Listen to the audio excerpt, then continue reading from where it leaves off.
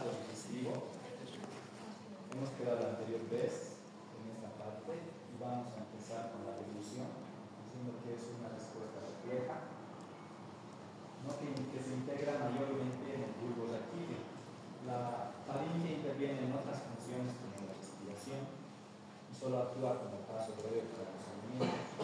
¿Cuál es la importancia fisiológica o de la deglución? De estar coordinada con la respiración para que no interfieran entre sí. ¿Alguna vez les ha debido pasar que algún familiar de ustedes cuando les como se han atragantado? ¿A la familia les ha pasado? Entonces, ¿qué maniobra se necesita para salvar este momento? ¿Saben hacer? Exacto, vamos a hacer.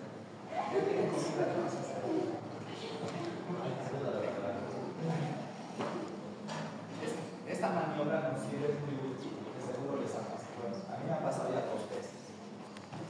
Un día de campo, con familia le pasó y nos ha ayudado a salvar la vida. Por experiencia propia, lo que me ayuda mucho es primero ver si el alimento se observa a nivel de la garganta. Nos hacemos abrir la boca, obviamente hay que hablar rápido, ¿no? Hacemos abrir la boca, vemos si se ve el alimento y podemos retirar el alimento con los dedos. Si es que no se puede y el familiar está ya desesperado, agarramos una de las manos, hacemos un puño, agarramos el nivel de las costillas, la parte final de las costillas y el ombligo, haciendo esta maniobra, pero de forma fuerte, no así, ¿no? Le decimos a nuestro familiar, un paciente que escribe con los brazos, con la suerte, y hacemos el sentido ahí. Entonces el paciente va a empezar a escupir o a buscar el alimento, no despacio. Yo he visto muchas veces que hacen agarramos ese miren con fuerza.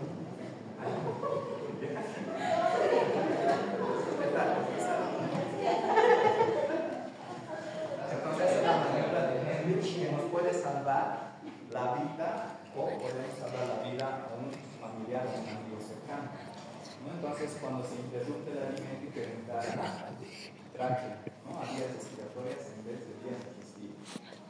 La clasificación se divide en 3 etapas de la deglución, que son la etapa voluntaria, la etapa faríngea y la etapa esofágica. La etapa voluntaria, que se inicia obviamente en la boca y donde el alimento se empuja hacia la faringe por la acción de la lengua. Es la única etapa voluntaria. La etapa faríngea ya es automática, igual que la esofágica, y hacemos que el paladar blando se eleve para que evite que el alimento entre en las vías respiratorias. También nos ayudan los pies para la faringe.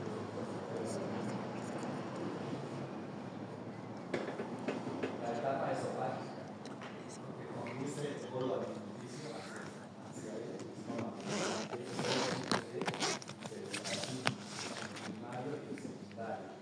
El primario, donde la onda se inicia en la faringe y viaja al estómago, y la secundaria se genera por la distensión del esófago, así que si es que quedan alimentos retenidos. La relajación distal del estómago, cuando el bolo alimenticio entra al estómago, la onda peristáltica desde el esófago activa esta relajación. ¿Qué quiere decir? Que cuando tenemos ese reflejo, el estómago se distiende y se vuelve un poco más blando para que reciba a los alimentos y no haya tensión en el estómago. En condiciones normales se producen 2.400 degluciones al día, ¿no? Con ondas peristálticas que avanzan a 4 centímetros por segundo. ¿Cuáles son las funciones del estómago? Son 3 las más importantes: pues almacenar grandes cantidades de alimentos, mezclar alimentos con secreción gástrica para formar el quimo y luego vaciar progresivamente este contenido hacia el intestino delgado.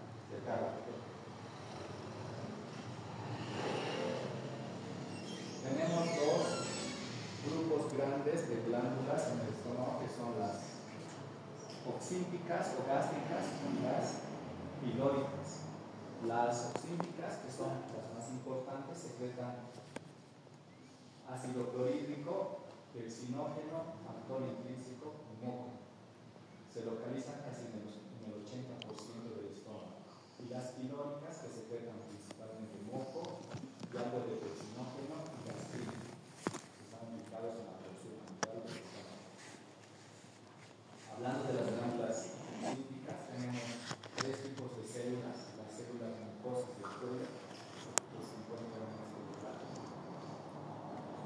las células principales o térmicas, que están, no se ve muy bien en este lugar, y las células parietales o oxínticas, que se encuentran en la parte inferior.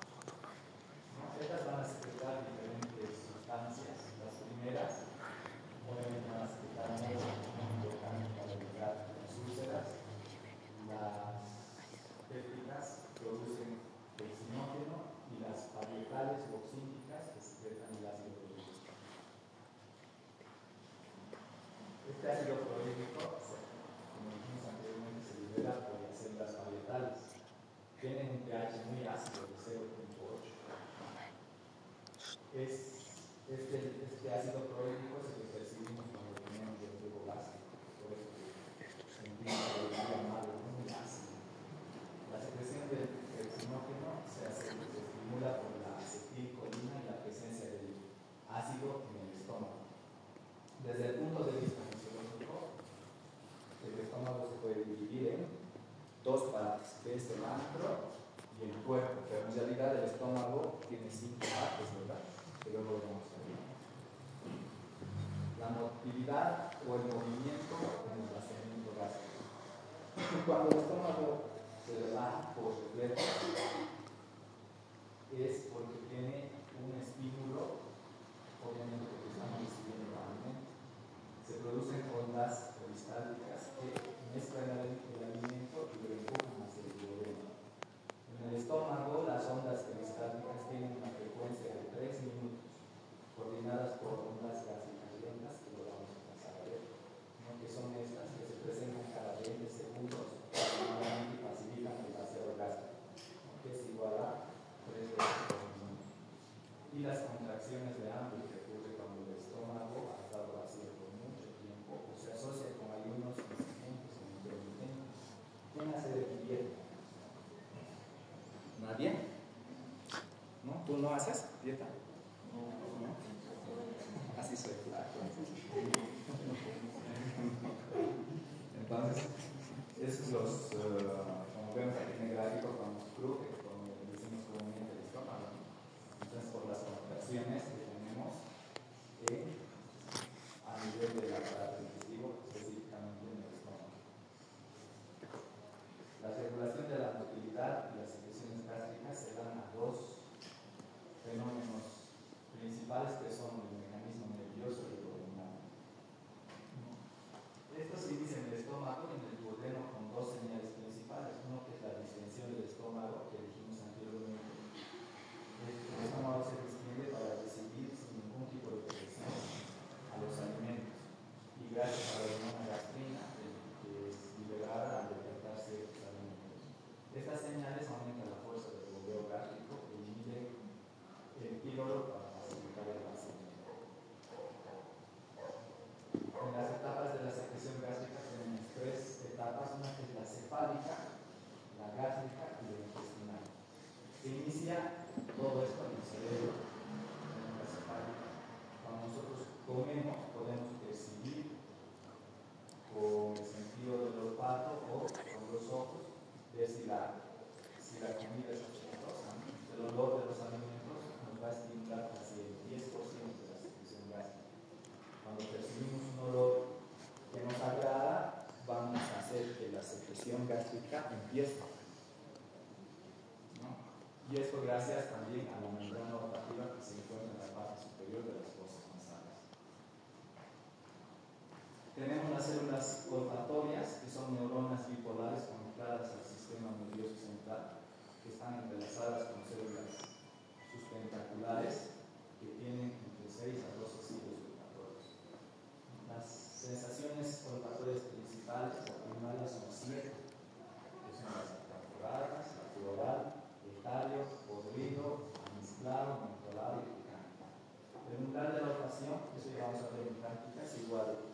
que el umbral del dolor es muy importante, porque en algunas personas está muy estimulado este umbral del dolor, mayormente a nivel de la altura que vivimos. Algunos de nosotros y muchos de sus pacientes van a tener poca percepción de este umbral del dolor porque tienen rinitis alérgica por el clima seco. La etapa gástrica es cuando el alimento llega al estómago, se activan los reflejos vagovagales y locales, se libera gastrina y se estimula el flujo gástrico. Esta etapa es la más importante porque genera el 60% de la secreción gástrica. La etapa intestinal, la presencia de alimentos en el duodeno provoca la secreción de pequeñas cantidades de flujo gástrico. Además que se inicia la inhibición progresiva de la secreción gástrica. Cuando el alimento ya va pasando al intestino delgado, se manda estímulos para que la secreción gástrica vaya parando.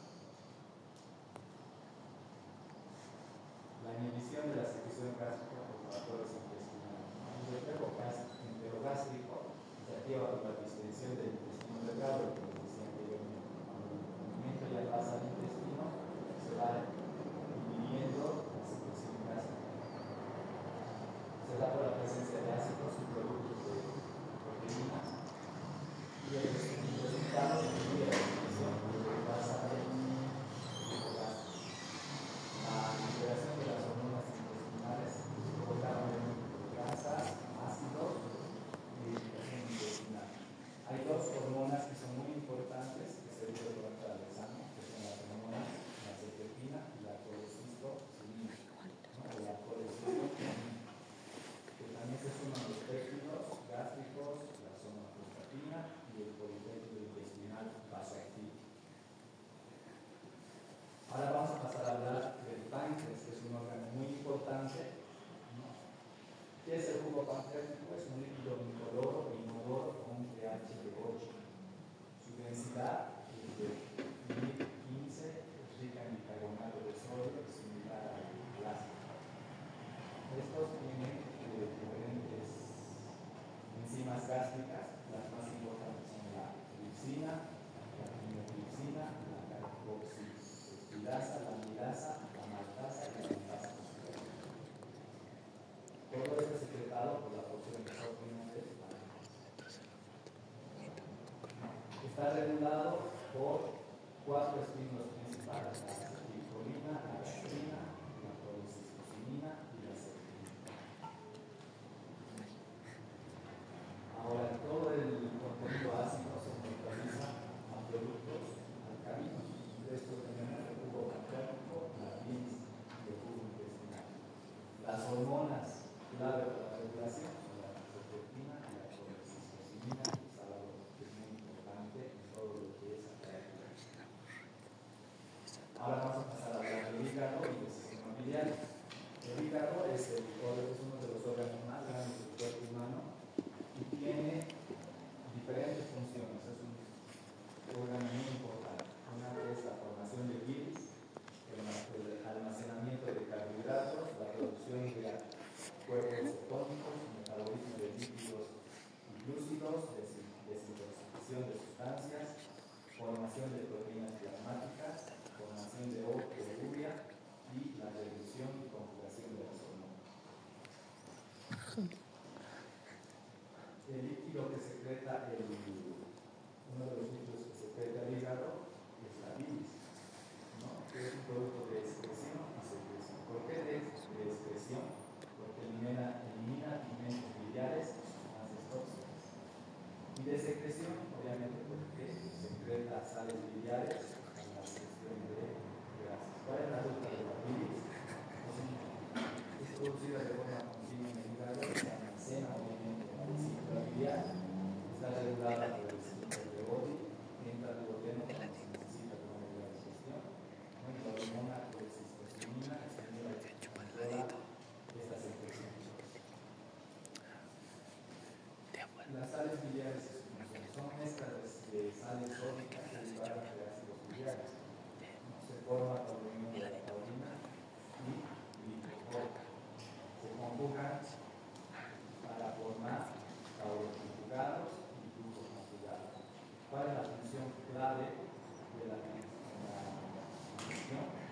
absorción de grasas y el colesterol, pero vamos a ver. Aquí tenemos una patología que no sé si alguna vez lo han visto. ¿Alguien lo vio? ¿No? Esto se da mayormente en pacientes que tienen problemas en el hígado. Pero ¿qué es la bilirrubina? Proviene de la degradación de la hemoglobina, de eritrocitos viejos. ¿No? Esta bilirrubina mayormente circula a nivel sanguíneo unida a la albumina. En el hígado se conjuga con ácido glucurónico y es catalizado por la enzima glucoroniltransferasa. ¿No? ¿Qué es la ictericia? La acumulación de bilirrubina en sangre y nos da este tipo de coloración que se llama amarilla o de reduzca, donde los valores normales en sangre es de 0,5 miligramos por 100 ml, pero en la ictericia vemos un valor superado de 1,5 miligramos por 100 ml. ¿Cuáles son las dos causas más frecuentes de la ictericia? Es la hemolítica y la obstructiva. La obstructiva, obviamente, porque los conductos biliares se obstruyen y hay un daño hepático, y la hemolítica cuando hay disminución excesiva de glucosa. ¿Cuáles son las funciones de la vesícula? La bilis producida en el hígado es controlada por el esfínter de Oddi, que está para arriba, para ser secretada a nivel del intestino delgado.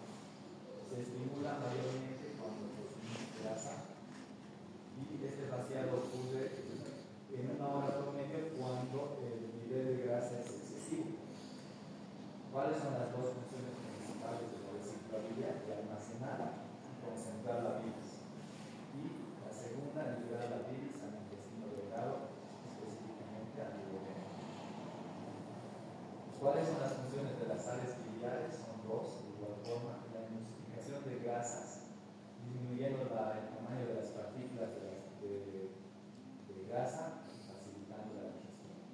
Y la formación de gliceras, que ayudan a la absorción de ácidos grasos, monoglicéridos como el colesterol y otros lípidos, formando pequeños complejos llamados micelas. Bueno, las micelas son partículas más pequeñas de grasa. Y pasa algo muy interesante en esta parte, donde las sales biliares se absorben en el intestino y vuelven al hígado por la vena porta para ser nuevamente secretadas. A este proceso se llama circulación enteropática. En el texto van a revisar, hay un error de descripción. ¿Qué es el colesterol? Básicamente son lípidos, ¿no? ¿El colesterol será bueno o malo? ¿Malo? Ambos. No, el colesterol, como casi todo, si es en niveles normales, es bueno, pero cuando se excede, como vemos en el gráfico, pueden cerrar y obstruir nuestro sistema circulatorio. Entonces, en exceso el colesterol sí es malo. El colesterol se disuelve principalmente por la bilis. Su solubilidad depende de sales biliares y ácidos grasos. Parte del colesterol se absorbe, si es en niveles normales, bueno, y esto tiene que convertirse en coprosterol y luego se elimina, pero cuando es en exceso vamos a causar problemas patológicos y nos va a interrumpir al estado fisiológico normal en el cuerpo. Hay dos pigmentos biliares que son muy importantes, que es la bilirrubina y la biliverdina. La bilirrubina, como vimos anteriormente, es de color amarillo y la biliverdina es verde. El metabolismo de la bilirrubina podemos ver en tres etapas, que la bilirrubina lenta, que es el 80-85% del total, proviene de los eritrocitos envejecidos y dura 130 días este metabolismo. El metabolismo rápido de Schunck proviene de eritrocitos jóvenes o de la médula, aumenta en hemorragias, aumenta perniciosas, talasemia, porfiria e hiperbilirubinemia, donde existe destrucción de eritrocitos intramedulares que dura de 3 a 5 días. Tenemos otra que es la ultra rápida, que dura de 2 a 24 horas, representada por compuestos eritrocíticos como la catalasa, peroxidasas y citocromas. Ahora vamos a hablar del intestino delgado. Es el lugar donde se mezcla el contenido gástrico con secreciones pancreáticas, hepáticas y digestivas. De todo el sistema digestivo es el lugar donde más se absorbe todo lo que es nutrientes, ¿no? Aproximadamente 9 litros en 24 horas. De esos 9 litros, 2 son dietéticos y 7 litros de secreciones gastrointestinales. Y solamente pasan al colon entre 1 a 2 litros. Las secreciones del intestino delgado se encuentran al inicio del duodeno y están dadas por glándulas mucosas que son muy importantes, también llamadas las de Brunner. Esta secreción mucosa evita que se formen úlceras, que son muy comunes, ¿no? Y secretan moco para proteger a la mucosa contra la acción del jugo gástrico, que lo han visto en niños. La respuesta a la secreción se debe a tres factores: uno que es el estímulo directo activo de irritación, el estímulo vagal y hormonas gastrointestinales, especialmente la secretina. Estas glándulas son inhibidas por estímulos del simpático y esta es la causa del 50% de úlceras pépticas y urinares.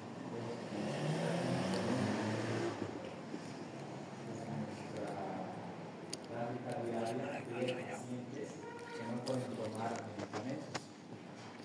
¿Qué hacemos cuando no pueden recibir los pacientes medicamentos por vía oral? ¿Qué otra vía tenemos?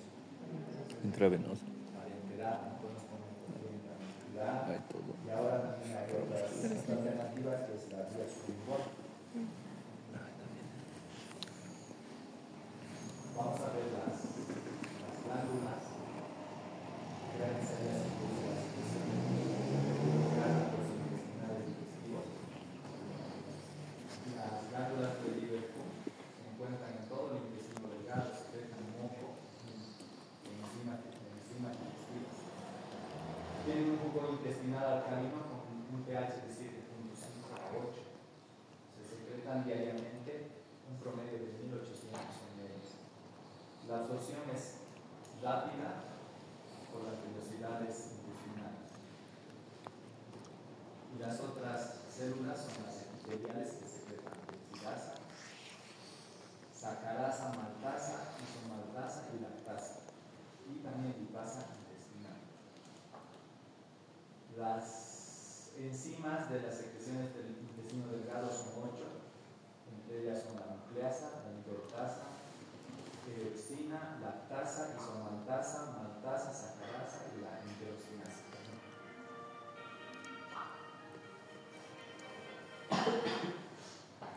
La regulación de la secreción del intestino delgado,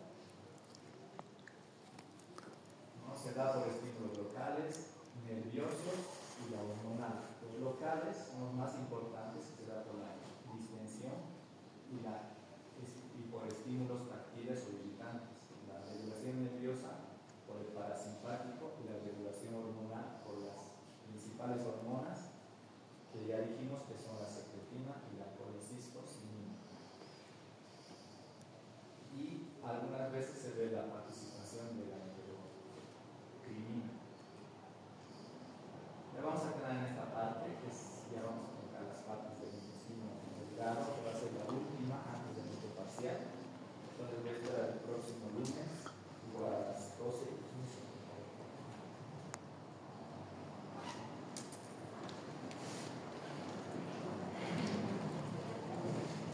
¿Qué tal? ¿Está sencillo?